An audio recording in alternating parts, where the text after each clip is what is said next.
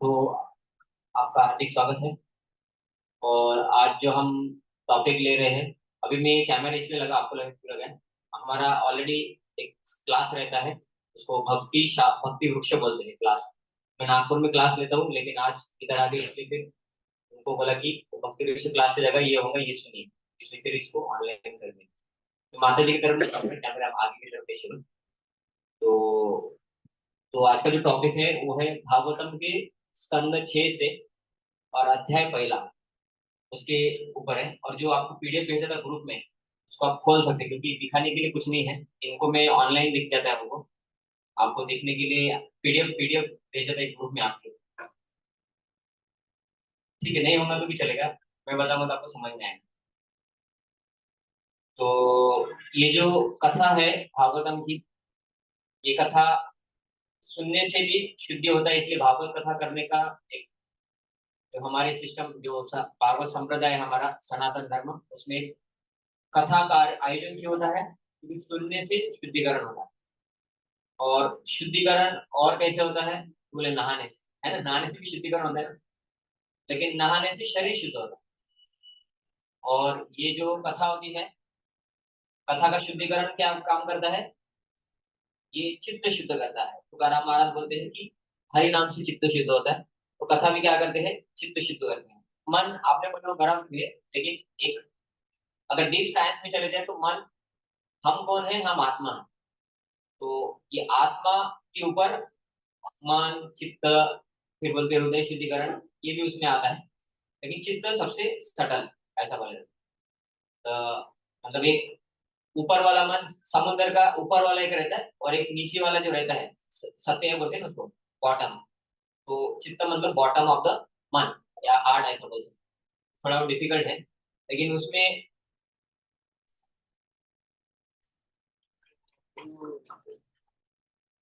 तो ये कथा इसलिए है कि वो चित्त शुद्ध करते हैं। और चित्त शुद्ध क्यों करना है, ये मंदिर वंदिर, है ना, बच्चों को बुलाए हमारे, है ना, ये ज्यादा तो वृद्ध व्यक्ति नहीं है, मैक्सिमम स्टूडेंट्स ही है। तो कोई लगेगा अरे क्या कर रहे लोग, है ना, ऐसा लगेगा ना। तो लेकिन इसके लिए समाज में कुछ व्यवस्था नहीं है। दूसरा व्यवस्था है कि चित्त शुद्ध करने के लिए मेडिसिन या कुछ ट्रेनिंग प्रोग्राम होता है, चित्त शुद्ध करने वाला ट्रेनिंग प्रोग्राम, है ना। आईएएस एकेडमी रहता है, 11वीं 12वीं जेडबल रहता है ना, ऐसा चित्त शुद्ध एकेडमी नहीं है। तो मंदिर, तो ये मंदिर क्यों, ये सब जो लोग बोलते हैं, उसका फायदा क्या है, ये मंदिर किस लिए है, पैसे कमा के एंजॉय करने नहीं, चित्त शुद्ध करने के लिए। क्योंकि ये जो हम मंदिर बनाते हैं, उसमें लोगों को क्या करते हैं, एंगेज करते हैं, भगवान की सेवा में एंगेज करेंगे, हरिनाम में एंगेज करेंगे, प्रवचन सुनने में एंगेज। तो जो भी करना है कि भगवान का पूजा करना है, माला जप करना है, इसके पीछे सबसे महत्वपूर्ण क्या है, श्रवण। सुनने से वो करने का इच्छा तैयार है। दारू पीने का इच्छा कैसे तैयार होता है, जब स्टूडेंट दूसरे स्टूडेंट को प्रवचन कर दे, कि कितना महत्वपूर्ण है ये बॉटल, है ना, कितना महत्वपूर्ण है। प्रवचन भी होता है उनका, सुनते हैं बार बार, सुनने के बाद सुनते एक बार ट्राई करते हैं। सुनने से आदमी को आदत लगती है, देखने से भी लगती है, लेकिन वो चित्त शुद्ध करने वाला क्या है, बस मंदिर में जो प्रवचन होता है गीता भागवत के ऊपर, वही है। तो आज का जो टॉपिक है, उसका नाम है भक्ति की महिमा या भक्ति का महत्व। तो ये भागवतम का छठवां स्कंद का पहला अध्याय है।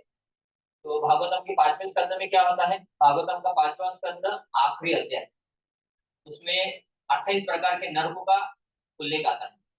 आपने नर्क के बारे में सुना है, किधर लिखा है तो? एक नॉर्मल लोग को पता है, गरुड़ पुराण मरने के बाद पढ़ते हैं, गरुड़ पुराण, है ना, प्रभु जी को पता होगा। तो गरुड़ पुराण क्या होता है, विष्णु भगवान ने गरुड़ जी को बताया, उसमें थोड़ा नरक का वर्णन आता है, ऐसा बोले। लेकिन भागवतम में 5वें स्कंद में भी है, लेकिन आप भागवत सप्ताह में कभी सुने नहीं होंगे। पहली बात तो भागवत सप्ताह सुने हैं क्या पूरा, और दूसरी बात भागवत सप्ताह में कभी आया है, माता जी ने सुना है कभी नरकों के बारे में बोला है? हाँ। तो 5वें स्कंद की एंड में आता है। 5वां स्कंद मतलब वो करीबन जाता होगा तीसरा दिन या दूसरा दिन में ही आना है, 5वें स्कंद के एंड में ही है। तो वो होने के बाद फिर पांचवा स्कंद समाप्त होता है, छठवां स्कंद शुरू होता है भागवतम। भागवतम का पांचवें स्कंद में नरक का वर्णन हो गया, तो नरक में कौन कौन लोग जाएंगे तो उसका भी वर्णन हो गया कि जो मांस भक्षण करते हैं नरक जाएंगे, जो दारू पीते हैं नरक जाएंगे, जो दूसरे को लूट के धन कमाते हैं, वो सट्टाबाजी हो जाए कैसी भी हो जाए, लूट मार करके धन कमाएंगे, वो भी नरक जाएंगे। दूसरे प्राणियों को हिंसा करेंगे, वो फिर मनुष्य हो या पशु हो या पक्षी हो, वो नरक जाएंगे। अवैध स्त्री पुरुष संग करने वाले नरक जाएंगे, झूठ बोलने वाले नरक जाएंगे, गलत गलत आदतों वाले नरक जाएंगे। ऐसा पूरा नरकों का वर्णन। तो फिर परीक्षित महाराज ने जब सुना सुना ये सब, वो बोले ये कैटेगरी में कोई ना कोई तो किसी एक नरक की कैटेगरी में बैठे ही है, कोई कोई भाग्यवान रहते हैं दो तीन नरक की कैटेगरी में बैठे है ना। तो बोलते कि हमको तो बाप रे, ये भी करते हैं ये भी करते हैं ये भी करते हैं, तीनों नरक में जाना पड़ेगा प्रभु जी। परीक्षित महाराज ने ये सब सुनने के बाद सुखदेव गोस्वामी को प्रश्न किया छठवें स्कंद के पहले अध्याय में कि ये तो बहुत डिफिकल्ट है, क्योंकि कुछ ना कुछ तो झूठ बोलती है ना, इधर ना किसी ना किसी को तो फंसा के कुछ ना कुछ तो किया ही है, किसी ना किसी का तो नुकसान किया है, किसी ना किसी को तो बुरा बोला ही है हम, तो फिर हमको तो नरक जाना पड़ेगा। परीक्षित महाराज को नहीं जाना है। परीक्षित महाराज भगवान का कथा सुन रहे मरने से पहले, भगवान का कथा शुद्ध करते हैं। और परीक्षित महाराज को शुद्ध करने की जरूरत नहीं, परीक्षित महाराज इतने शुद्ध है कि जन्म लेते ही पेट में भगवान दर्शन देने के लिए चले, है ना। तो ये हमारे लिए कथा का आयोजन हो जाए, इसलिए परीक्षित महाराज को ड्राफ मिला। और कथा सुनने से वो शुद्ध होंगे, उससे पहले शुद्ध ही है। भगवान का दर्शन कब होता है? भक्ति करने के बाद, शुद्ध होने के बाद। जितने भी संत साधु है उनको दर्शन हो गया, और हम माला करते हैं उनको दर्शन क्यों हो रहे हैं? क्योंकि हम उतना शुद्ध हुए नहीं अभी, लेकिन हमको होगा ये गारंटी। परीक्षित महाराज को पेट में दर्शन क्यों किया? उन्होंने तो माला भी नहीं किया था, क्योंकि ऑलरेडी शुद्ध है। पांडव ऑलरेडी शुद्ध है, विदुर ऑलरेडी शुद्ध है ना? तो ये लोग भक्त भी है और भगवान उनको दर्शन दे रहे हैं, मतलब ऑलरेडी शुद्ध। दुर्योधन, उनको भी दर्शन दिया, तो शुद्ध है क्या? नहीं है, भक्त नहीं है, भगवान को पहचाने से। कि भक्त के पास भगवान गए, भगवान भक्त को पूजित बोलेंगे, भक्त बोलेगा ठीक, फाइटिंग करो ठीक है, मुझे पसंद नहीं लेकिन फाइटिंग करूंगा अर्जुन। लेकिन युधिष्ठिर महाराज भक्त है, पांडव भक्त है, दुर्योधन नहीं है। इसलिए उनको भगवान सामने आए फिर भी समझ में नहीं आ रहा, बोलिए कोई माया भी है ना। पॉलिटिशियन व्यक्ति है कृष्ण, महाभारत युद्ध रचा है, तो अभक्तों के सामने भगवान जाएंगे तो भी दिखेंगे, और भक्तों के सामने भगवान कब जाएंगे? जब शुद्ध होंगे, और वो भक्त भगवान को पहचान लेंगे कि भगवान है।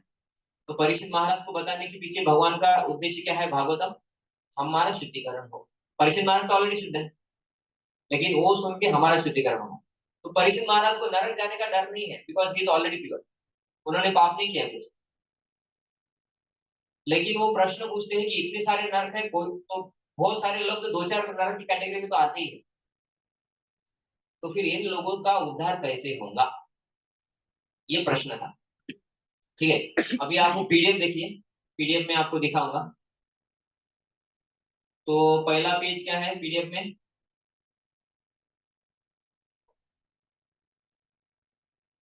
पढ़िए क्या दिखा है पहला। हाँ, तो टॉपिक है भक्ति की महिमा। उसमें पहला टॉपिक क्या है कि मंदिर की क्या जरूरत है। तो मंदिर की जरूरत मैंने अभी बता दिया आपको।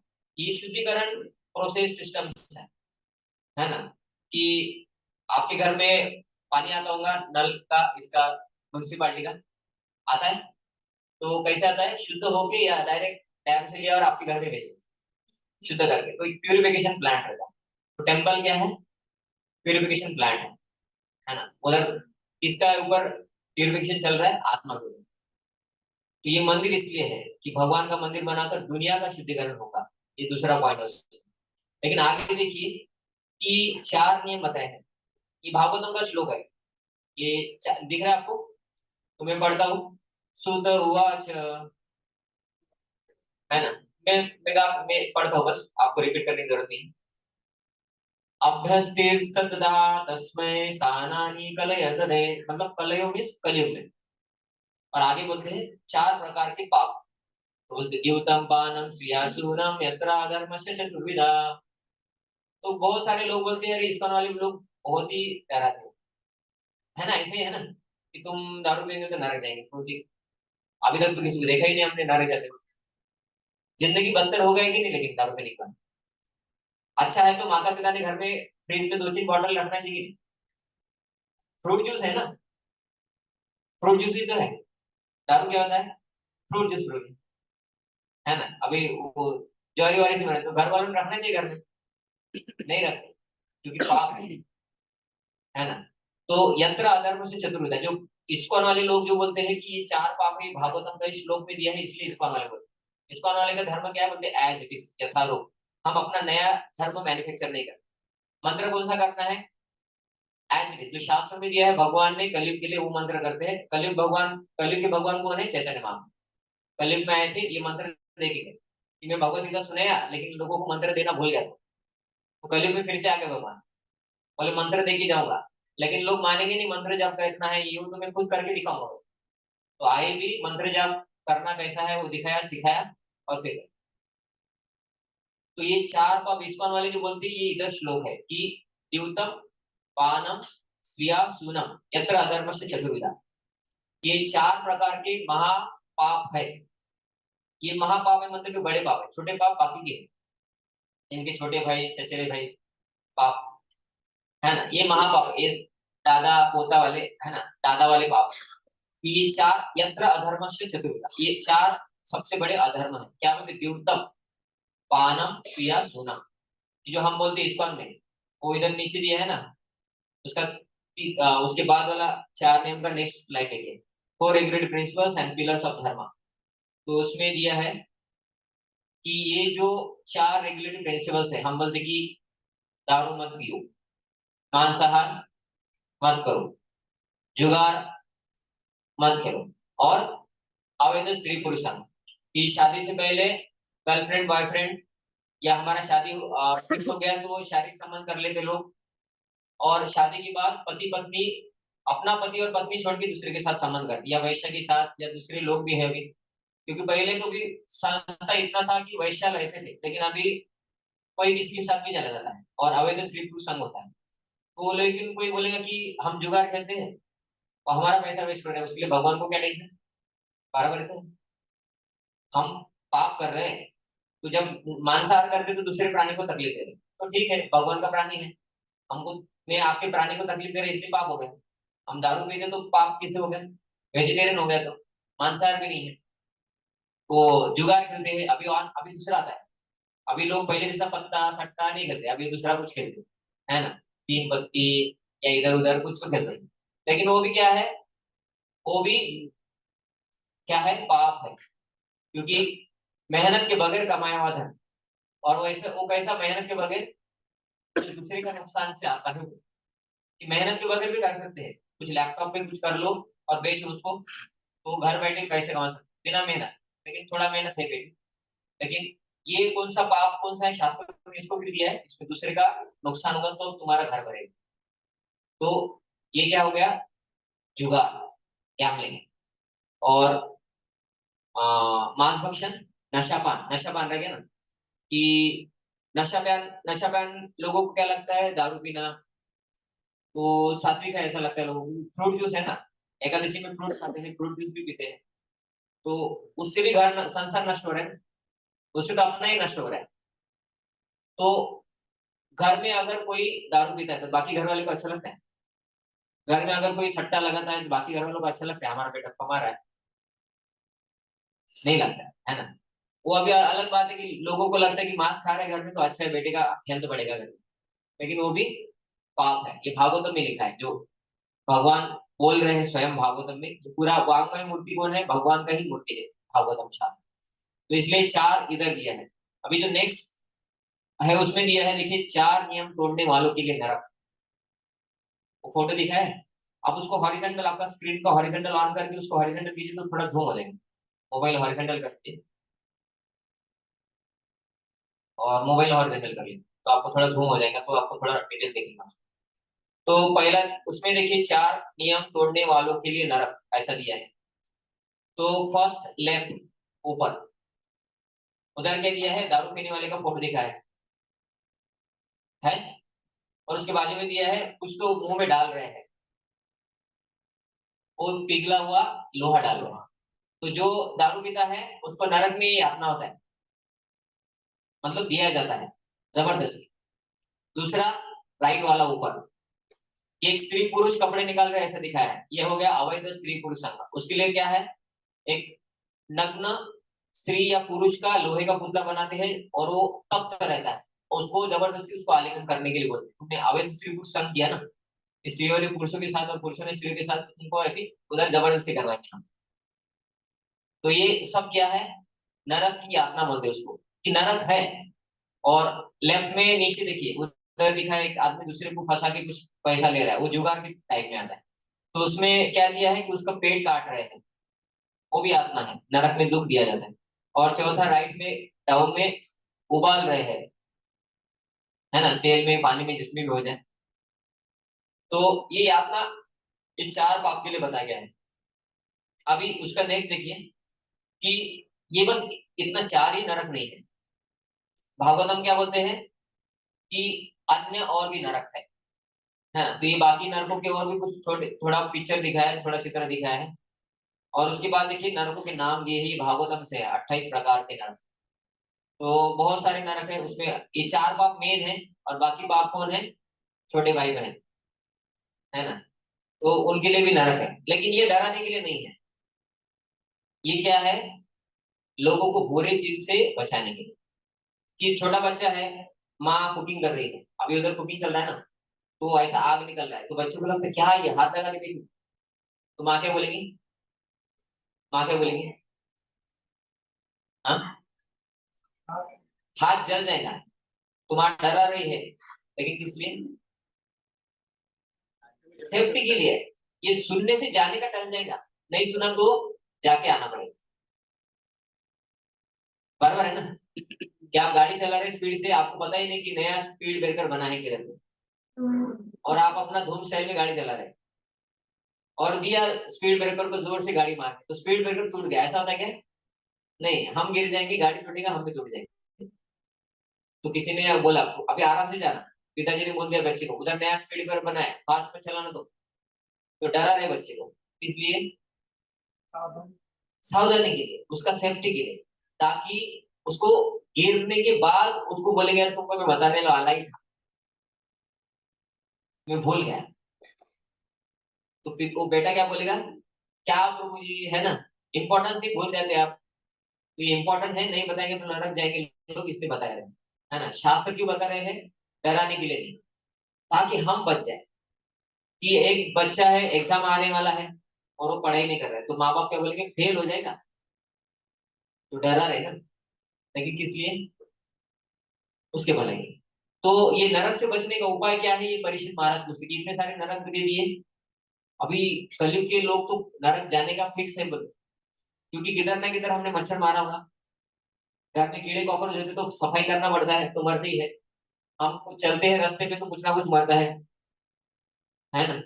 और जानबूझ के भी हम मारते होंगे कुछ, अगर नॉलेज वॉलेज खाते होंगे तो। अभी आप तो भक्त हो गए, आप नहीं खाते होंगे, लेकिन बाहर या भक्ति में आने से पहले पता नहीं, तो पिछले जन्म में तो, ये जन्म में ठीक है, पिछले जन्म का, उससे पिछले जन्म का प्रोटीन, उसके जन्म, उसके पिछले जन्म का पता नहीं, लेकिन उसका अभी तक बैलेंस बाकी है ना, शिक्षा बाकी होगा, शिक्षा बाकी रहता है।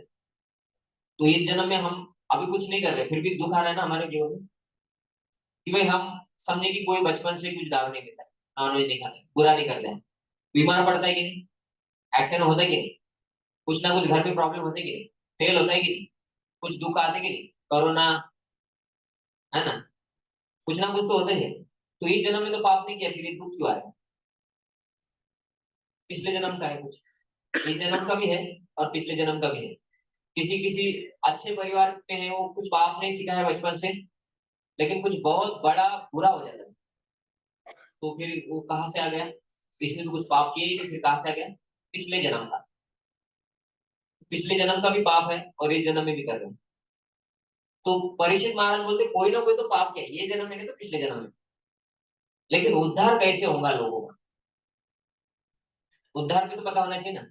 नरक बता दिए हो गया, और अगर किसी ने पहले किया होगा, अभी वो नरक बताया अभी नहीं करना है, लेकिन पहले जो किया है उसका पाप का क्या होगा, भुगत नहीं है क्या, या उपाय है कुछ कि एग्जाम में फेल हो गए तो उपाय क्या है? रीटेस्ट, री एग्जाम। वो रहता है ना कभी कभी, री एग्जाम हम अपेयर हो सकते, फिर से एग्जाम देके पास हो जाए। ऐसा नहीं कि एक बार 10वीं में फेल हो गए अभी आगे एजुकेशन कभी कर ही नहीं सकते, ऐसा होता है क्या? तो फिर वो आदमी 11वीं कब जाएगा फिर? नहीं भाई, 10वीं फेल हो गया अभी हो गया, और टीसी निकाल के आपको हाथ देगा, अभी कोई नहीं पास नहीं करेगा। नहीं, एग्जाम रहता है, री एग्जाम रहता है, फिर से 10वीं के बाद 11वीं कर सकते। तो ये नरक से बचने का उपाय क्या है, ऐसा परीक्षित महाराज पूछते हैं। तो सुखदेव गोस्वामी शुद्ध भक्त है, और परीक्षित महाराज भी शुद्ध भक्त है। लेकिन परीक्षित महाराज को सुखदेव गोस्वामी पहले क्या बोलते हैं, तो 3 प्रकार के प्रायश्चित किए हैं। कर्म प्रायश्चित, उसके नेक्स्ट लाइन, नेक्स्ट लाइन, कर्म प्रायश्चित, ज्ञान प्रायश्चित और भक्ति प्रायश्चित। तो उसमें सुखदेव गोस्वामी उनको पहले तो बताते कि कर्म प्रायश्चित करो। तो कर्म प्रायश्चित के लिए वो इधर बोलते कि ये जो कर्म प्रायश्चित मतलब क्या होता है, अभी थोड़ा समय कम है तो वो उसके आगे कुछ पढ़ा लिख में दिया हो, देखिए आगे उसके आगे का श्लोक ये दिया है लिख पढ़ने के लिए हिंदी में। हे परम भाग्यशाली तथा ऐश्वर्यवंत सुखदेव गोस्वामी, दिख रहा है आपको? अब आप कृपा करके मुझे बतलाएं कि मनुष्य को किस तरह उन नरकीय स्थितियों में प्रवेश करने से बचाया जा सकता है जिनमें उन्हें भीषण यातनाएं सहनी पड़ती है। और नरक में तो कोई ना कोई जाने वाला है, क्योंकि प्रभु जी किधर ना किधर तो मच्छर मारे होंगे, किधर ना किधर नॉनवेज खाया होगा, ये जन्म में नहीं तो पिछले जन्म में, दारू, अवैध स्त्री पुरुष संग, ये जन्म में नहीं तो पिछले जन्म में, है ना? और बाकी भी पाप किए होंगे। और ये 4 तो प्रमुख है, बाकी भी है, झूठ बोलना, दूसरे को फंसा के लूटना, ये वो मर्डर भी किया होगा। तो कोई ना कोई पाप किया, इसलिए हमारे जीवन में दुख आते ही रहता है जीवन भर। ऐसा है कोई कि मेरे जीवन में बचपन से अभी तक एक भी दुख नहीं आया, मैं कभी बीमार नहीं हुआ, एक्सीडेंट नहीं हुआ, फेल नहीं हुआ, घर वालों ने कुछ नहीं किया, घर में कुछ कभी किसी का झगड़ा नहीं देखा, ये नहीं हुआ, वो नहीं हुआ, कुछ नहीं हुआ। होता ही है सबको, कुछ ना कुछ होता है ना? तो मतलब ये जन्म का है, पिछले जन्म का है। तो वो बोले कि यातना, अभी जो दुख आ रहा है वो भी पाप का है, तो पाप से कैसे बचेंगे लोग? तो आगे सुखदेव गोस्वामी ने उत्तर दिया है, हे राजन, यदि मनुष्य अपनी अगली मृत्यु के पूर्व, मतलब अभी ये जन्म चालू है, अभी जो मृत्यु आएगा उससे पहले ये जन्म और पिछले जन्म में जितने पाप किए उसका अगर प्रायश्चित करता है तो वो नरक से बच जाएगा। ठीक है, ये उत्तर उन्होंने वो देते हैं कि जन्म में अपने मन वचन और शरीर से किए गए पाप कर्मों का मनु संहिता या तथा अन्य शास्त्रों के हिसाब से अगर प्रायश्चित द्वारा निराकरण नहीं कर लेगा तो वो मृत्यु के बाद अवश्य ही नरकों में प्रविष्ट होगा और भीषण कष्ट उठाएगा। तो प्रायश्चित करना मतलब क्या होता है, किसको पता है? प्रायश्चित मतलब क्या होता है? ठीक है, पहले तो प्रायश्चित बताना पड़ेगा। प्रायश्चित मतलब क्या है कि मैंने किसी को लूट के पैसा जब कमाया है, तो मैं पाप कर लिया, अभी मुझे नरक जाना है, तो मैं कुछ प्रायश्चित करना चाहिए। मतलब क्या है कि मैं किसी का मदद कर दूं, उससे ज्यादा या उतना एटलीस्ट, या जिससे लूटा है उसको वापस दे, ये हो गया प्रायश्चित। तो ऐसे फिर हम जितना पाप पता है उसका थोड़ा थोड़ा कर सकते हैं। समझे कि हमने मर्डर किया, अभी प्रायश्चित करना कैसे करेंगे, है ना? और वो बोले कि मनु संहिता और धर्म शास्त्र के हिसाब से करो। तो ये बहुत कठिन है कि हमने कितने पाप किए, पहले तो लिस्ट बनाना पड़ेगा, फिर हर एक काम की, हर एक पाप के लिए प्रायश्चित करना पड़ेगा कि भाई मुझे भक्ति में आने से पहले या अभी तक कोई बोल दे कि बचपन से हमने इतनी मछली खाई, तो अभी कितना मछली खाए वो पहले काउंट करना पड़ेगा। इतने मुर्गे खाए, मछली खाई, इतनी मच्छर मारे करके, इतने बार झूठ बोला, फिर उतने बार वो एक एक पाप का प्रायश्चित करना पड़ेगा। ये पॉसिबल है क्या? पॉसिबल है? नहीं। तो प्रायश्चित वो पॉसिबल ही नहीं है, लेकिन वो बता रहे अभी, आगे देखेंगे क्यों बता रहे। तो आगे वो बोलते कि अतः, नेक्स्ट लाइन, अतः अगली मृत्यु आने के पूर्व जब तक मनुष्य का शरीर पर्याप्त सशक्त है, उसे शास्त्रों के अनुसार प्रायश्चित की विधि तुरंत अपनानी चाहिए, अन्यथा समय की क्षति होगी और पापों का फल बढ़ते जाएगा।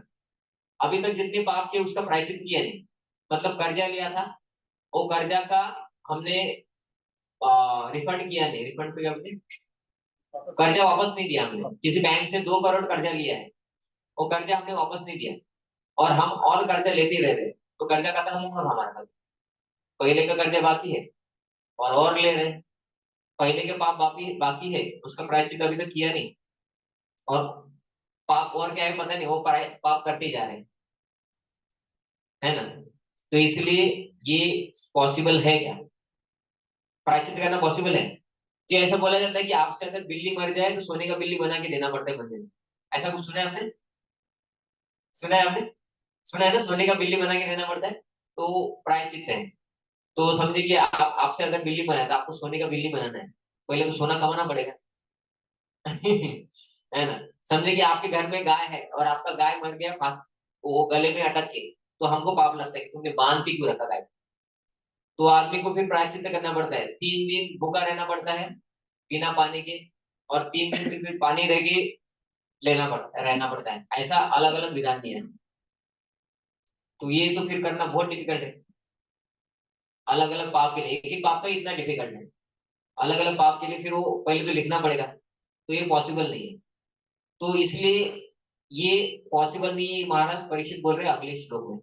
महाराज परीक्षित ने कहा कि मनुष्य को जानना चाहिए कि पाप कर्म उसके लिए हानिकारक है, क्योंकि वह वस्तुतः यह देखता है कि अपराधी सरकार द्वारा दंडित हो जाता है, लेकिन सामान्य लोगों के द्वारा दुत्कारा जाता है, और वह शास्त्र तथा विद्वान पंडितों से सुनता भी रहता है कि पाप करने से मनुष्य अगले जीवन में नरक की अवस्था में फेंक दिया जाता है।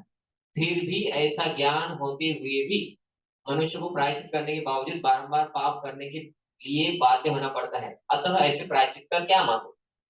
तो इधर वो दूसरा पॉइंट ये भी बोल रहे हैं कि वो प्रायश्चित भी कर ले, समझे कि ठीक है, कोई बोलता है कि अब तक हमने इतना पाप किया है और उसका ये प्रायश्चित करेंगे, फिर भी पाप करने का वृत्ति जाता है क्या, पाप करने का वृत्ति जाता है कि भाई पाप किए हैं, तो पाप नाश करने का एक और तरीका क्या है, चलो कुंभ में,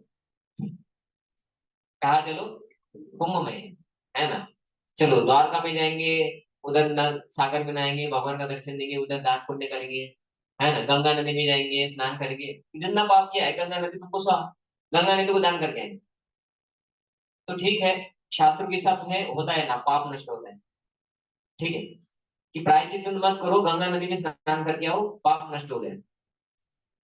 तो कितने लोग है भारत में जो स्नान करने जाते हैं, बहुत सारे लोग हैं, तो स्नान करने के बाद वो आपकी तरफ पाना बंद कर तो ये हिंदू है, ये करते हैं, वो 4 धाम यात्रा करते हैं, और उधर से आए तो सिर्फ नॉलेज ना किया है, एक हाथ 2 वर्ष होता तो होगा, वो सब कुछ करेंगे, ना करेंगे, इधर आने के बाद बात करेंगे ही, तो वहां पर ज्यादा है क्या, ज्यादा है, चोरी करते हैं लोग, तो पुलिस को पकड़ के जेल में डालती है, और जब उसको आने के बाद वो क्या करना, फिर से चोरी करते हैं, फिर से चोरी करते हैं, पाप करने का वृत्ति रहेगा सजा मिलने के बाद, तो उस नाक में से भी नहीं गया, सजा भी दिया तो भी नहीं जाता, जाता है कि जल्दी नहीं जा रहा है। तो परिषद महाराज बोलती है प्रायश्चित करने का क्या फायदा, प्रायश्चित करने के बाद ही बिल्ली मर गई, सोने का बिल्ली बनाया, लेकिन पाप करने की वृत्ति थोड़ी जाएगी, तो ये प्रायश्चित जो है, ये करने का ये करना, पाप होगी उसको बोलते कर्म प्रायश्चित, ये आपका नहीं है, ऐसा परिषद महाराज बोले। तो सुखदेव गोस्वामी इसके ऊपर बोलते हैं कि ये नरक से बचने का उपाय, ऐसा लिखा है, देखिए अभी इसके 2 स्लाइड बाद, नरक से बचने का उपाय पाप के लिए प्रायश्चित, कर्म प्रायश्चित, हाथी स्नान, हाथी का चित्र दिखा है। तो परीक्षित महाराज क्या बोलते हैं, ये कर्म प्रायश्चित कैसा है, गंगा नदी में जाओ, स्नान करो, शुद्ध हो गए, और वापस आ जाओ और फिर से पाप करो, तो हाथी स्नान हो गया, क्योंकि हाथी क्या करता है, हाथी दिखता है, बोलते नहाने का हो जाता है, हम तो भी बाथरूम में जाएंगे तो 5-10 मिनट में नहा के वापस आएंगे, हाथी बोलते हैं हम ऐसा थोड़ी नहाते हैं, हम बहुत अच्छा नहाते हैं। हाथी के पास खुद का एक पंप रहता है ना, सुन, वो ऐसा पानी लेता है, पूरा शरीर पे डालता है, बहुत अंदर नहाता है, बहुत पूरा शांत सिस्टम है उसका, और फिर जमीन पे आता है और धूल में डालता है, तो नहाने का फायदा हुआ, तो गंगा नदी में स्नान किया और वापस आ गए, बीड़ी सिगरेट तंबाकू और बाकी सब जितना है वो सब शुरू है। तो शुद्ध हो गया, मन शुद्ध हुआ, पाप करने का रुक गया, नहीं हुआ, वो तो हाथी स्नान हो गया कि नहा लिया और फिर से पाप करने लगे। तो ये कर्म प्रायश्चित क्या है, तो बोलते हाथी स्नान, उसको बोलते मन्ने कुंजर शौचवर, कुंजर स्नान, कुंजर शौचवर हाथी स्नान जैसा है, ऐसा परिचित बात है। तो बोलते और कोई बात बताओ। तो फिर ज्ञान प्रायश्चित, नेक्स्ट स्लाइड। तो हाथी हाथी की फोटो की बात वाला नहीं, हाथी की फोटो की बात वाला ज्ञान प्रायश्चित। तो तो उसमें सुखदेव गोस्वामी बोलते ठीक है, उन्हें पकड़ लिया कि ज्ञान प्रायश्चित कर्म प्रायश्चित काम का नहीं है, क्योंकि कर्म प्रायश्चित पूरे प्रायश्चित तो नहीं कर सकते और कर्म पाप करने की वृत्ति भी नहीं जाती, दो प्रॉब्लम है। लेकिन ज्ञान प्रायश्चित से होता है, धीरे धीरे होगा लेकिन ज्ञान प्रायश्चित से होता है। तो क्या बोल रहे हैं, मैं बोल्ड किया हूँ ब्लू कलर में, अतएव असली प्रायश्चित तो पूर्ण ज्ञान अर्थात वेदांत में प्रबुद्ध होना है, जिससे मनुष्य परम सत्य भगवान को समझता है। तो ज्ञान प्रायश्चित क्या है कि ज्ञान हासिल करो, क्या पाप है क्या पुण्य है ना, और क्यों नहीं करना चाहिए, करने से क्या नरक होता है, वो सब समझ के ले लो, तो हम फिर करना छोड़ देंगे। तो हमको पता नहीं क्या कि चोरी करते तो पुलिस पकड़ के लेके जाता है, पता नहीं क्या लोगों को, फिर भी करते हैं। तो इसके बारे में भी आगे नेक्स्ट देखिए, एक पेड़ का फोटो दिया है उसमें, पेड़ का फोटो है, नेक्स्ट स्लाइड, वो स्लाइड। उसमें ऊपर दिया है, हे राजन, यदि रुग्ण व्यक्ति वैद्य द्वारा बताया गया शुद्ध अदूषित अन्न खाता है तो वह धीरे धीरे अच्छा हो जाता है, लेकिन और तब रोग का संक्रमण उसे छू तक नहीं पाता। इसी तरह यदि कोई ज्ञान के विधि विधानों का पालन करता है तो वह धीरे धीरे भौतिक कल्प से मोक्ष की प्रगति करता है। वो बोलते ज्ञान हासिल करो, ज्ञान हासिल करने से क्या पाप है क्या पुण्य है ये वो सब समझ में आएगा। और उसके लिए आगे जो बोला जाता है तपस्या ब्रह्मचर्य न शमेन दमेन व, वो करना है, वो है ज्ञान। तो उससे क्या होगा, जैसे कि कोई आदमी बीमार है तो उसको बोलते हैं कि तलने का स्मेल आ रहा है लेकिन आपका तबीयत खराब है, तला हुआ मत खाओ, है ना, ऐसा होता है ना, होता है ना ऐसा। तो लेकिन इच्छा जाता है कि नहीं जाता है, तो बीमार है तब तक नहीं खाएंगे, ऐसा। तो उसमें आगे वो बोले कि धीरे धीरे डॉक्टर उनको बोलते हैं तो संक्रमण कम हो जाता है, लेकिन स्वयं सुखदेव गोस्वामी ये आगे का श्लोक बोलते हैं, 13 और 14 नंबर श्लोक जो उसमें दिया है, वो पेड़ का उदाहरण दिया था, पेड़ का फोटो है ना, वो लिखा है उसमें जो श्लोक है, तपसा ब्रह्मचर्येण शमेन च दमेन च त्यागेन सत्य शौचाभ्याम यमेन नियमेन वा देहवा बुद्धि य धीरा धर्मज्ञा श्रद्धयान्वितः क्षिपन्त्यभ्याम महदपि मेनुगुल्मलिवानलः। तो वो जो फोटो दिया है उस श्लोक का अर्थ है, ठीक है। तो सुखदेव गोस्वामी अभी उनको क्या बोल रहे हैं कि ये जो ज्ञान प्रायश्चित है ये कर्म प्रायश्चित से अच्छा है, लेकिन इसमें भी प्रॉब्लम है, अभी खुद वो बोल रहे हैं। मैं जो दूसरा टाइप का प्रायश्चित बता रहा हूँ नरक से बचने का उपाय, नरक से बचने का पहला उपाय क्या है, कर्म प्रायश्चित, लेकिन वो पॉसिबल नहीं है, इसलिए ज्ञान प्रायश्चित दूसरा उपाय। लेकिन स्वयं सुखदेव गोस्वामी क्या बोल रहे हैं, ये भी पूरा अच्छा नहीं। तो उसके लिए ये उदाहरण दिया है बेलू गुलमलता, कि क्या होता है कि वो पेड़ जो दिया है उसका नीचे रूट्स है उसका, क्या बोलते हैं, मूल, मूल है, जड़े जड़े है, और जमीन के नीचे जड़ होते हैं, जमीन के ऊपर वृक्ष होता है। अभी वृक्ष को काट डालो या जला डालो तो ऊपर का वृक्ष चला गया, जमीन के नीचे उसके जड़े हैं, जब बारिश होता है तो वृक्ष वापस आता है, बराबर है, होता है ना ऐसा। तो ये जो ज्ञान प्रायश्चित है उसमें ये आता है, तपस्या ब्रह्मचर्य ना, क्या आपको पता है कि पाप क्या है, तो तपस्या करो, इच्छा है फिर भी मत खाओ, आपको अच्छा लगता है फिर भी मत खाओ, तपस्या आपको अच्छा लगता है कुछ पाप करना फिर भी मत करो। ब्रह्मचर्य ना, अवैध स्त्री पुरुष संग पाप है, अच्छा लगता है लेकिन ब्रह्मचर्य व्रत पालन करो। शादी करके एक पत्नी व्रत पत्नी है ना के साथ ही रहो या एक पति के साथ ही रहो, ब्रह्मचर्य। और कोई अगर ब्रह्मचर्य रह सकता है तो ब्रह्मचर्य रहे तो वो भी चलेगा। तीसरा बोलते शमेन च दमेन च, कि मन को कंट्रोल करो और इंद्रियों को कंट्रोल करो। आगे बोलते त्यागे ना, त्यागी बनो बनो, वो तो बहुत कठिन हो जाएगा, सब कुछ है और त्याग देना है। और बोलते सत्य सोचाभ्याम, सत्य बात बोलो, कभी झूठ मत बोलो, वो जुगाड़ में आता है। जुगाड़ क्या करता है, सत्य पिलर ऑफ धर्म को ब्रेक करता है ना। सत्य बोलो मतलब सत्य से ही पैसा कमाओ, वो तो बहुत कठिन है, व्यापार हो गया तो प्रभु जी कठिन है ना, कि 10 रुपए की चीज लाई हमको बेचना है 20 में, वो आदमी बोलता है 15 को दो, वो बोलते हैं 14 रुपए तो खरीदी कीमत है हमारा, नहीं 18 रुपए खरीदी कीमत है, तो झूठ बोलना पड़ता है ना ऐसा, तो पैसा होता है, इधर बोलने की सत्य बोलो, तो कोई लोग बोलेंगे यार ये भी पॉसिबल नहीं है ना। तो इसलिए वो बोल रहे कि ये जो ज्ञान मार्ग है, हालांकि ज्ञान मार्ग का अगर प्रैक्टिकल करते हैं हम, मतलब ज्ञान मार्ग के हिसाब से ये सब अगर फॉलो करते हैं कि क्या पाप है क्या नहीं है, उसको देख देख के बस जीना है, लेकिन इसमें भक्ति नहीं है। ये जो तपस्या बोला है, ये ब्रह्मचर्य बोला है, ये भक्ति के अलावा वाला बोला है, ये ज्ञान वाला बोला है। भक्ति में अगर वो तपस्या और ब्रह्मचर्य तो भक्ति हो गया, ये अलग वाला है, ये ज्ञान मार्ग वाला है। इसलिए वो बोल रहे हैं कि ये, लेकिन इससे बहुत बड़ा पाप नष्ट हो सकता है, या पाप करने के लिए लोगों को थोड़ी देर के लिए बचाया जा सकता है, लेकिन ये थोड़ी देर के लिए, इट इज टेम्पररी। उन उन लोगों को हम रोक रहे हैं कि वो पाप ना करें। तो उसका उदाहरण देने के लिए वो ये उदाहरण दे, पहले क्या बोला, कर्म प्रायश्चित क्या है, हाथी स्नान, कि हाथी स्नान करता है और फिर धूल डालता है। हम लोग भी गंगा नदी में जाते हैं, स्नान करते हैं और वापस आके पाप करते हैं, तो पाप करने का वृत्ति है क्या, नहीं। तो ज्ञान मार्ग कैसा है, उसके लिए ये पेड़ का उदाहरण दिया है, कि जंगल में आग लगा तो पूरे पेड़ जल जाएंगे, और जब बारिश होगा तो पेड़ वापस आ जाएंगे, आएंगे ना वापस पेड़, क्योंकि उनके जड़े किधर है, जमीन के अंदर, और जमीन में पानी चला जाता है और पेड़ वापस आता है। तो ये पेड़ को काट दिया था लेकिन वापस आ गया, नया पत्ती आ गया उसमें। क्यों, क्योंकि जड़े अभी भी बाकी है। इच्छा, कि व्यक्ति को कितना भी ज्ञान दो कि ये पाप है, फिर भी उसकी ज्ञान ज्यादा काम नहीं करता है, कुछ दिन के बाद वो पाप में प्रवृत्त हो जाता है, पाप करने लग जाता है, क्योंकि वो इच्छा अंदर है, जो जड़ है जमीन के अंदर, वो जड़ वापस पेड़ को जीवंत कर देती है।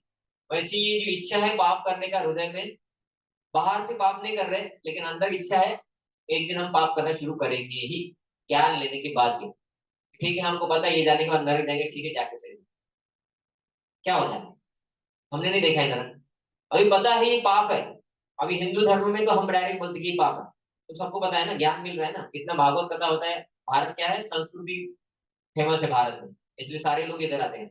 लेकिन हम भारतीय संस्कृति को फॉलो करेंगे पता होने के बाद में, हम ही भागवत कथा अरेंज करेंगे और हम ही फिर बाद में नॉनवेज भी खाएंगे, बोलेंगे सोमवार को नहीं खाना है, रविवार को नहीं खाना है, रविवार को ले लेता हूँ, वो देखने के लिए नहीं आती है ना, ऐसा नहीं है। 13 प्रकार के साक्षी होते हैं, भागवत में नाम दिया है साक्षी को 13 प्रकार, तो किधर भी कुछ भी करो वो रहता ही है। लेकिन ये ज्ञान होने के बाद भी हम पता है सब हमको ये पाप है, फिर भी क्यों करते ही है ना लोग।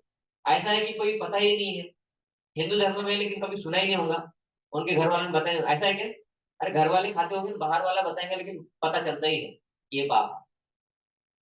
पता है ना, चलते ही है ना, मुस्लिम को भी पता चलता है हिंदू लोगों से कि ये पाप है, कि जानवरों को मारना ये सब, है ना।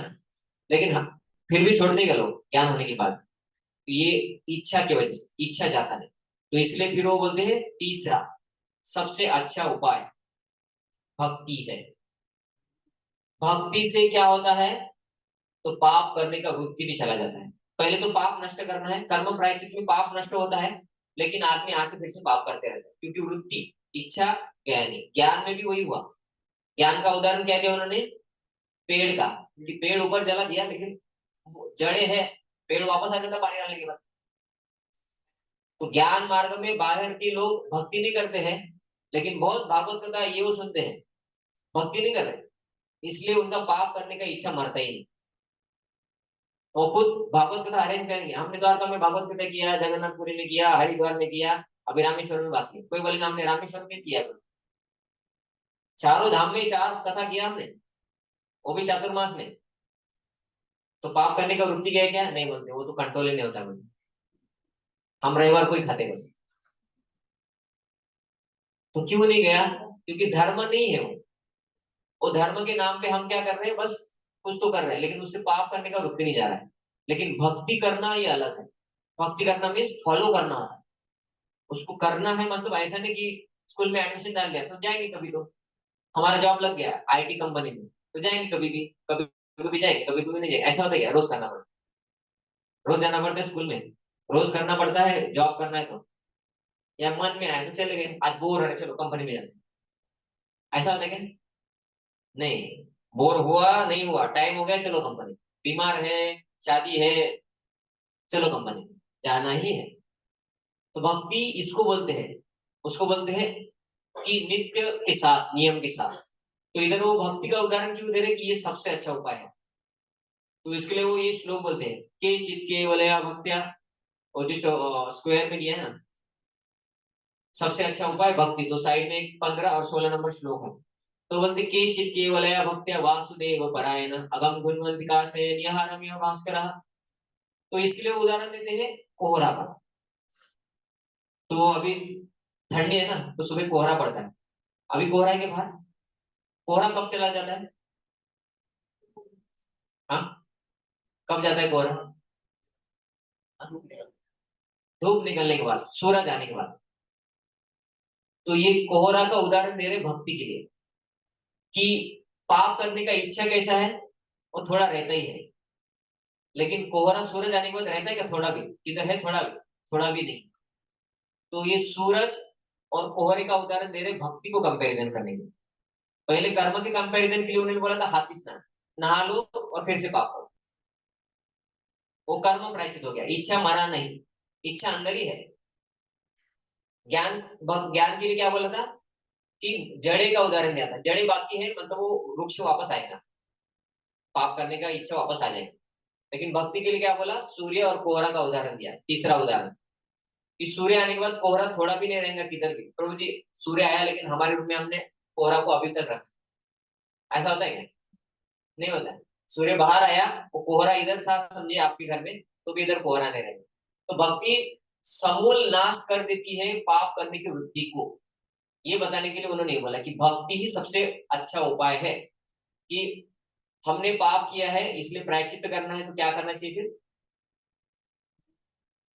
भक्ति, उसमें फिर हरिनाम, प्रवचन सुनना, सेवा करना, कुकिंग करना, वो भी सेवा है, ये सब आ गए। लेकिन भक्ति ही उपाय है एकमात्र।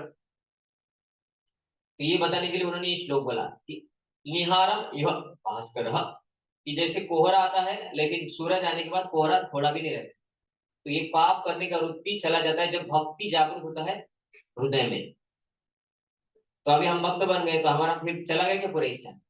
नहीं गया, गया क्या? ठीक है, बड़े बड़े पाप जो नॉनवेज खाना है, दारू पीना है या जुगार खेलना है वो चला गया, लेकिन अवैध स्त्री पुरुष संग करने का इच्छा अभी भी है मन में, अभी भी अट्रैक्शन है, अभी भी काम वासना है, पहले जितना नहीं है, और हम करते भी नहीं है, गलत देखते होंगे वो भी नहीं देख रहे, लेकिन ये स्त्री पुरुष अट्रैक्शन अभी भी रहता है। और अभी हम गलत मार्ग से पैसे नहीं कमाते, लेकिन गलत मार्ग से पैसे आ जाए, कुछ तो हो जाए, घर, नया घर बांध रहे, थोड़ा हंडा वंडा मिल जाए सोने का, है ना, कुछ प्रॉपर्टी खरीदा है, 2-4 सालों में 50 लाख का प्रॉपर्टी 3-4 करोड़ का हो जाए, हमारी इच्छा रहती है ना, धन का, इसका उसका। तो ये भक्ति शुद्ध करता है, अभी तक इतना शुद्ध किया, ये भक्ति का पावर है। अभी तक हम शुद्ध भक्त नहीं बने, इससे पूरा नहीं हुआ कि आपको भी देखा होगा आपने, मतलब 100% नहीं रहता है, लेकिन कुछ लोग रहते हो भक्ति में आते हैं और छोड़ के चले जाते हैं, तो हम बोलेंगे फिर प्रभु जी वो तो भक्ति में आया था, और छोड़ के क्यों चला गया, अभी पाप कर रहा है, पहले तो हमारे साथ रहता था, कीर्तन करता था, अभी जाके पाप कर रहा है, क्योंकि उसका भक्ति उसने छोड़ दिया है। और हमारा भी पूरा शुद्ध, जैसे तुकाराम महाराज, नरसिंह मेहता, और महाराष्ट्र के संत छोटी ये जहाँ क्या है, जनाबाई और मीराबाई, है ना, क्षण गोस्वामी, शिल प्रभुपाद, ऐसा हमारा क्यों नहीं है? क्योंकि हमारा अभी तक भक्ति पूरा नहीं हुआ, शुद्धिकरण पूरा नहीं हुआ। तो होगा, लेकिन अभी तक हुआ है ना इतना सारा, हमारा कितना कुछ बुरे आदतें छूट गए। कोई भक्त होंगे नॉलेज खाते होंगे, नॉलेज छूट गए, है, दारू पीते होंगे, दारू छूट, गलत पिक्चर देखते थे, वो छूट गया। कोई गर्लफ्रेंड बॉयफ्रेंड घूम के मंदिर में आते थे, वो गर्लफ्रेंड बॉयफ्रेंड अभी गर्लफ्रेंड बॉयफ्रेंड नहीं रहे, वो पति पत्नी, है ना, या गर्लफ्रेंड बॉयफ्रेंड को छोड़ दिया, ऐसे भी लोग हैं। ब्रह्मचारी बन गए ऐसे लोग हैं, सन्यासी बन गए ऐसे लोग हैं, वानप्रस्थ हो गए ऐसे लोग हैं। जो लोग बस जीवन का उद्देश्य पैसा मानते थे, वो लोग जीवन का उद्देश्य पैसा छोड़ के भक्ति को मानने लगे। ये सब उदाहरण है अभी, ये मैक्सिमम है, मतलब भक्ति काम कर रहा है। ऐसा नहीं कि 2 करोड़ साल पहले होता था, नहीं, अभी भी हो रहा है। ये भक्ति का सबसे बड़ा पावर है कि इतने बुरे बुरे आदत थे जो घर वाले नहीं छुड़ा सकते थे, बस इस्कॉन मंदिर में भक्ति शुरू हो गया और छोड़, और अभी उसके बारे में इच्छा भी नहीं होता है। फिर भी थोड़ा इच्छा रहता है, 1% 2% इच्छा रहता ही है। हम करते नहीं लेकिन रहता नहीं, क्योंकि हजारों करोड़ जन्म में वही किया है। उसमें काम वासना का बहुत रहता है, क्योंकि हर जन्म में काम वासना किया है कि पिछला जन्म पक्षी का होगा, तो उसमें जुगाड़ खेलते हैं, है ना। सट्टा सट्टा लगाया होगा पक्षी जन्म में, नहीं लगाया। दारू पिया होगा, नॉनवेज खाया होगा पक्षी जन्म में, नहीं हो सकता है। ऐसे हर जन्म में नहीं किया होगा, लेकिन स्त्री पुरुष अट्रैक्शन हर जन्म में है। वो पशु पक्षी है और मनुष्य है, कुछ भी योनि हो उसमें स्त्री पुरुष अट्रैक्शन था, इसलिए स्त्री पुरुष अट्रैक्शन भक्ति करने के बाद भी थोड़ा थोड़ा रहता ही है। लेकिन भक्ति का एडवांटेज ये है कि उसका फैसिलिटी भी मिले तो भी व्यक्ति वो गलत चीज की तरफ जाता नहीं, ये पावर है भक्ति। ये तो आपने देखा होगा कि अभी भी कोई भक्त बन गया तो उसके पास ऑप्शन नहीं है क्या गर्लफ्रेंड बनाने के लिए, या बॉयफ्रेंड बनाने के लिए ऑप्शन नहीं है, या अवैध स्त्री पुरुष करने के लिए ऑप्शन नहीं है, पैसा नहीं है वैश्य के पास जाने के लिए, नॉनवेज खाने के लिए पैसा नहीं है, दारू पीने के लिए पैसा नहीं है, लेकिन वो पूरी तरीके से उसको कर ही नहीं रहा है, 100% कर नहीं रहा है। बस थोड़ा डिजायर अभी भी है, वो शुद्ध भक्ति करते करते करते वो निकल जाएगा। जब वो शुद्ध भक्त बन जाएंगे शिल प्रभुपाद जैसे वैसे, कि शिल प्रभुपाद जी ऐसा बोलते हैं, एक स्टेटमेंट शिल प्रभुपाद बोलते हैं कि मेरे जीवन में मुझे एक भी क्षण याद नहीं आता है कि मेरे जन्म में कभी बुरा ख्याल आया हो, है ना। तो भक्ति वहां तक लेके जाता है लोगों को, लेकिन उसके लिए थोड़ा समय लगता है, प्रैक्टिस। तो आगे का देखिए, उसमें आगे का ही दिखा है, कूटम बीजम ऐसा करके दिखा है। उसको हॉरिजॉन्टल कर देंगे आप तो थोड़ा झूम होके दिखेगा, तो मोबाइल रोटेशन ऑन कर दीजिए और उसका देखिए तो आपको थोड़ा बराबर दिखेगा। कूटम बीजम ये दिखा आपको, कूटम बीजम प्रारब्ध अपरारब्ध। तो ये कूटम बीजम प्रारब्ध अपरारब्ध क्या है? ये है कि कूटम, कूटम मतलब क्या होता है? झुकाव रहता है, कि कुछ पाप करने की तरफ झुकाव रहता है। बीजम क्या रहता है? इच्छा, पाप करने की इच्छा रहती है। तो फॉर एग्जाम्पल अगर नॉनवेज खाने का है, तो नॉनवेज खाने की इच्छा है, कि किसी को अंडे पसंद है समझे, तो वो नॉनवेज खाने का इच्छा है। झुका क्या होगा, झुकाव क्या होगा? ये कूटम, तो जब भी किसी ठेले के पास से जाता है तो उसको स्मेल आता है तो खाने की इच्छा होगी, झुकाव। तीसरा है प्रारब्ध। प्रारब्ध मतलब अभी उसको कुछ दुख आ रहा है, क्यों? क्योंकि पिछले जन्म में कुछ किया था, या इसी जन्म में अभी से पहले कुछ किया था, तो वो गया प्रारब्ध। लेकिन अभी दुख आ रहा है, और अभी समझे कि उसका इच्छा था अंडे खाने का, उसने अंडे खा लिया, तो अभी कभी उसको रिजल्ट आ गया? नहीं। रिजल्ट आएगा कि नहीं आएगा? आएगा ना। गलत काम किया तो रिजल्ट बाद में आएगा, अभी नहीं आया, आएगा। उसको बोलते हैं अप्रारब्ध, pending. It will come in upcoming years और इन नेक्स्ट लाइफ, कि 2 दिन में आएगा, 3 दिन में आएगा, 1 साल में भी आ सकता है, 2 साल में आ सकता है, 30 साल के बाद भी आ सकता है, या अगले जन्म में भी आ सकता है। तो उसको बोलते हैं अप्रारब्ध। अभी तक आया नहीं है, आएगा नहीं। ऐसा नहीं है कि भाई पाप किया, देखो पाप करके इतना कमाया उसने, लेकिन उसके जन्म उसके जीवन में कुछ भी तो नहीं हुआ है। नहीं, वो लिख के रखा है सब, आएगा। अप्रारब्ध, उसको बोलते हैं अप्रारब्ध। तो ये कूटम बीजम प्रारब्ध अप्रारब्ध, ये कोई भी एक्शन करते हैं तो उसका रहता है। ये अच्छा एक्शन करेंगे उसका भी रहता है, कि किसी को भगवान के मंदिर में आके कीर्तन करने की इच्छा है, वो हो गया बीज। झुकाव क्या है? वो किसी भी गांव में जाता है तो पूछता है इस्कॉन का मंदिर है क्या, ये हो गया झुकाव। प्रारब्ध क्या है? अभी उसको इस्कॉन में जाने की इच्छा है, वो गया, उसको उधर प्रसाद मिल गया, है ना, प्रसाद अभी भोग लग रहा है। तो प्रारब्ध क्या है? जो मिल रहा है फल, उसको आनंद आ रहा है, भक्ति करने से आनंद आ रहा है। अप्रारब्ध क्या है? इधर इतना माला किया प्रभु जी, क्या फल मिला हमको, आएगा, बाद में आएगा। अभी सब नहीं आया होगा, बाद में आएगा, लेकिन आएगा। अप्रारब्ध। तो कोई भी एक्शन करते तो उसकी 4 फल आती है, कूटम बीजम प्रारब्ध अप्रारब्ध। तो इसका नेक्स्ट स्लाइड देखिए, उधर लिखा है भक्ति रसामृत सिंधु 1.123। तो ये भक्ति रसामृत सिंधु में बोला है कि कैसे व्यक्ति का पाप करने का इच्छा जाता है। तो पाप करने का इच्छा क्यों है? ये कूटम बीजम की वजह से। क्योंकि पिछले जन्म में भी वो पाप किया है, इसलिए इस जन्म में वो पाप करने का इच्छा है। पाप करने का इच्छा क्यों है? क्योंकि पिछले जन्म में किया है, या इसी जन्म में संगत वैसा मिला था कि उनका देख देख के इच्छा तैयार हो गई, उनका कुछ एडवांटेज सुना ये करने से होता है करके, इसलिए फिर पाप करना शुरू कर दिया। लेकिन ये जो कूटम बीजम अपरारब्ध प्रारब्ध कटता है और भक्ति से कटता है, तो पहले क्या आ जाता है? तो उसका भक्ति रसायन सिंधु में ये श्लोक दिया उन्होंने। वो बोलते कि अप्रारब्ध फलम पापम कूटम बीजम फलम मुखम क्रमेणैव प्रलीयते विष्णु भक्ति रतात्मना। ये वो बोलते कि ये जो चार एक्शन के फल आते हैं, अच्छा करो बुरा, लेकिन बुरा ही ज्यादा करते हैं, अच्छा करने के लिए ज्यादा झुकाव नहीं रहता है। अच्छा करने के लिए ज्यादा झुकाव रहता है क्या? नहीं रहता है। पाप करने के लिए बहुत रहता है। तो इसमें वो बोलते कि भक्ति करने से कैसे नष्ट होता है, तो बोलते पहले अपरारब्ध जाता है। भक्ति करने से पाप नष्ट होता है, गंगा स्नान से भी होता है, लेकिन उसमें कूट और बीज नहीं जाता है गंगा स्नान में। लेकिन भक्ति में ये कूट और बीज भी जाता है। रूट इच्छा, पाप करने का मूल का जड़, वो निकल जाता है। लेकिन सबसे पहले अप्रारब्ध karma stored from previous life, कि अभी जो भी पाप किया अगले जन्म में वो पाप का फल नहीं आएगा। क्यों? क्योंकि अभी हमने भक्ति शुरू कर दी। कि इस जन्म में हम भक्ति में आने से पहले कुछ पाप किया होगा, तो अभी हरे कृष्णा कर दिया, तो अगले दिन में उसका रिजल्ट आएगा क्या? नहीं आएगा, वो पूरा पाप नष्ट हो गया। लेकिन हम तो गंगा स्नान नहीं किए। नहीं, हरिनाम गंगा स्नान से भी महत्वपूर्ण है। ऐसा, तो हरिनाम से कितना पुण्य होता है उसका अलग टॉपिक है। लेकिन एक श्लोक आता है, उसमें वो बोलते कि एक बार अगर भगवान का नाम लिए तो उसका फल कितना मिलता है। तो बोलते गो कोटि दानम ग्रहणे खगस्य, कि ग्रहण काल में 1 करोड़ गाय दान करने का फल मिलता है। नहीं, ऐसा नहीं बोले। वो बोले इसको पकड़ के एक जगह पे रख दो, ठीक है। और क्या है? बोलते सोने का पर्वत है सुमेरु नाम का, कितना ऊंचा है? तो उसका है 1 लाख योजन। 1 योजन मतलब 13 किलोमीटर, मतलब 13 किलोमीटर ऊंचा। 16 किलोमीटर ऐसा, ऐसा सोने का एक पर्वत है, उसको दान कर दो।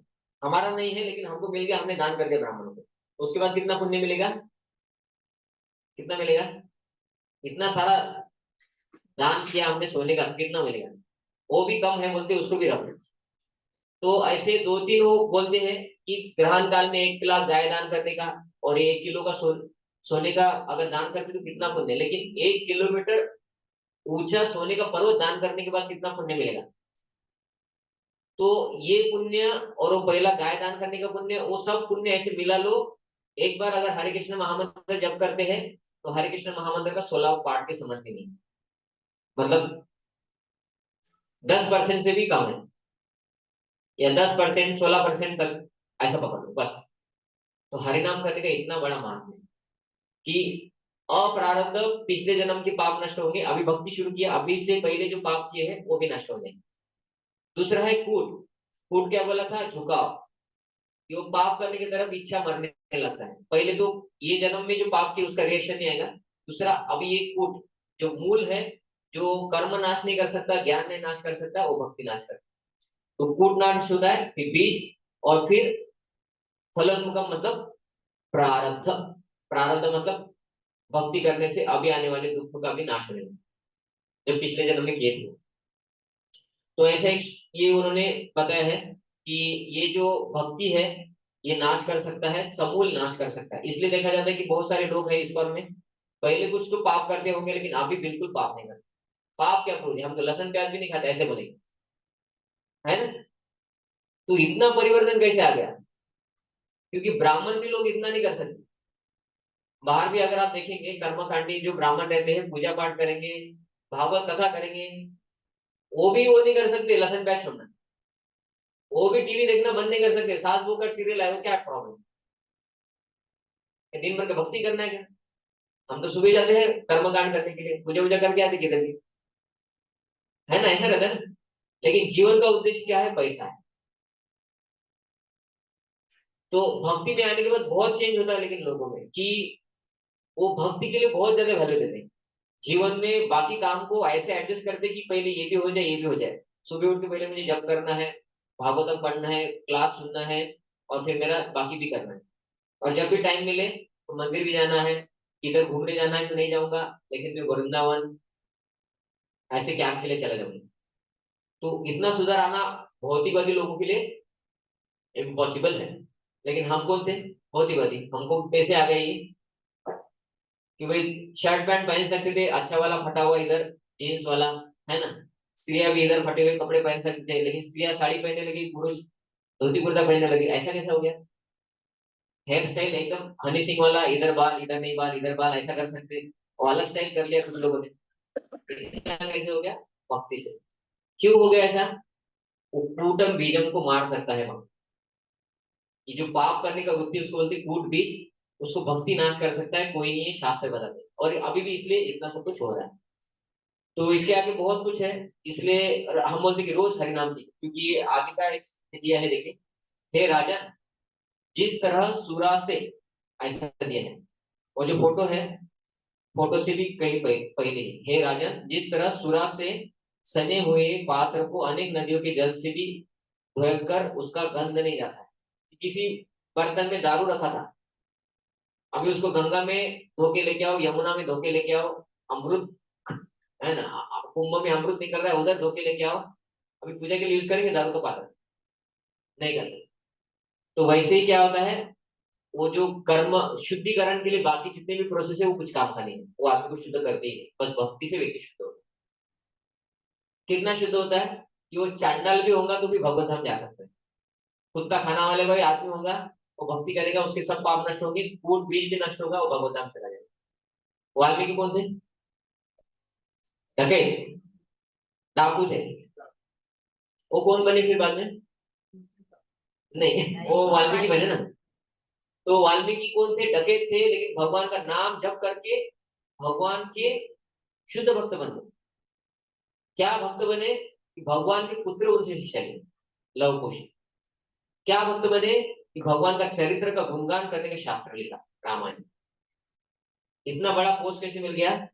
भक्ति से, नाम जप से। इसलिए नाम जप सबसे इंपॉर्टेंट है। ये जो लोग नरक जाते हैं तो नरक लेने के लिए भी लोग आते हैं, है ना। तो नरक लेने के लिए लोग आते हैं, उनको क्या बोलते हैं? यमदूत। तो ये आगे ये 6.1.19 हरिनाम कोविड ऐसा लिखा है, देखिए उधर।